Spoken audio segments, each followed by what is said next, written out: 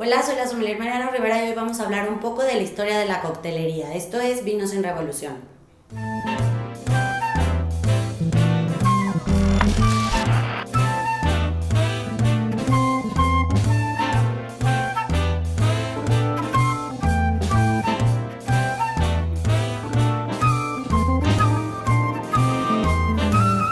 Cuando hablamos de coctelería, realmente no hay como muchísimos datos sobre el día del surgimiento, cuando nació exactamente por ciertas leyendas, perdón.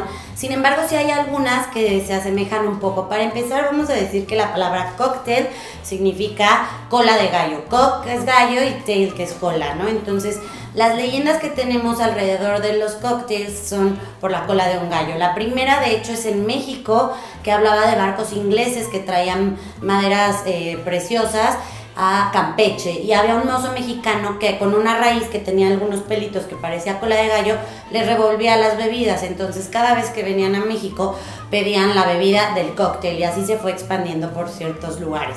Otro es que los soldados norteamericanos, cuando se quedaban en ciertas posadas, las señoras encargadas de la posada les llevaban unas bebidas súper coloridas y con algunos con alguna decoración que semejaba la cola de un gallo. Entonces por eso también decían cóctel.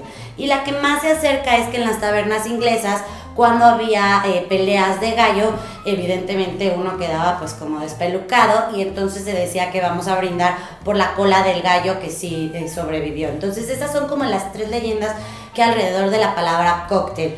¿Qué podemos decir de la coctelería en los años 20, que ya se hizo un poco más famosa, que nos dio como lujo, se asemejaba en todo el mundo, y así se corrió la voz porque previo al siglo XX, en los años 20 más o menos, en la ley seca de Estados Unidos se prohibió cualquier tipo de vino, hasta la cerveza. Entonces no podían hacer ni vinos tintos, ni whisky, ni brandy, ni nada. Obvio se hacían por contrabando y como no tenían las herramientas para hacerlo de la mejor manera, sabían terribles. Entonces lo que hacían es hacer bares clandestinos, y estos bares clandestinos surgió la coctelería como la conocemos más hoy en día, porque mezclaban jugos, refrescos, bitters, cualquier cosa que te ayudara a mejorar el sabor de estos destilados tan malos que se utilizaban en aquellos años. Hoy en día, pues en todos los bares del mundo sigue habiendo los cócteles clásicos, que los cócteles clásicos podemos llamarlos la margarita, Manhattan, el daiquiri, el mojito, un old fashion, un tequila sunrise, por ejemplo, que estos cócteles clásicos sí tienen que seguir ciertos parámetros y que sean exactas sus recetas para que tú pidas una margarita aquí o una margarita en Argentina, por así decirlo, y sepan muy similar, ¿no? Entonces sí tienes que seguir ciertos pasos.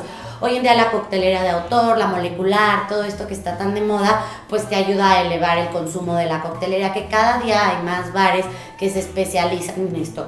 Los vamos a dividir muy en lo general en tragos cortos y largos. Los tragos cortos literal son un poco más cortos y los vamos a utilizar más como aperitivos o digestivos, y tienen una graduación alcohólica mucho más elevada a lo de los tragos largos. Los tragos largos también son más grandes y son más refrescantes, tienen menor cantidad alcohólica, por ejemplo una piña colada a comparación de un whisky sour, que puede ser un trago corto.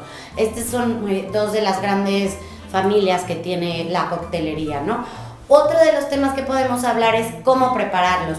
La coctelería tiene que ser súper exacta, porque hay muchos que ya lo miden nada más así los barman, ellos ya tienen más o menos sus bebidas, pero para eso existe un medidor que se llama Jigger, para poder saber si es una onza, si son dos, y exactamente servir el trago como debe de ir, porque un cóctel lo que queremos es que quede pues perfecto, ¿no? Que la mezcla sea homogénea, que no te brinque lo dulce, que no te brinque lo ácido.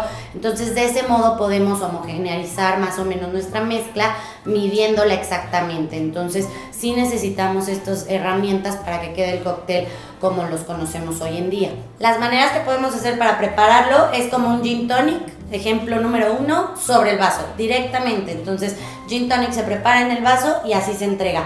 Otra de las maneras que podemos hacer es con un shaker, que es que tenemos aquí, que este es uno de 3 piezas, por ejemplo, que lo que vamos a hacer es servir aquí toda nuestra mezcla, siempre con hielos para que esté súper fresco nuestro cóctel, y mientras shakeamos, podemos ir enfriando nuestra copa con hielos para que esté bien fresquita. Al momento de servir hay que tirarle el agua que se haya condensado para que no se aguade nuestra bebida. Entonces otra de las maneras es shakeado, y por último puede ser en licuadora, ¿no? Que depende de qué ingredientes vayas a utilizar, la licuadora te sirve a veces para que todo quede súper mezclado y no vaya a saber diferente, ¿no?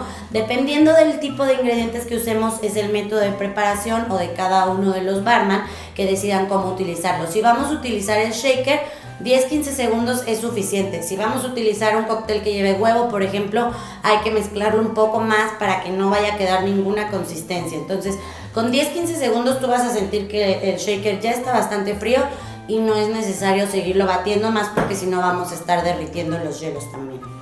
Esto fue Vinos en Revolución, y no te olvides de seguirnos en nuestro canal de YouTube.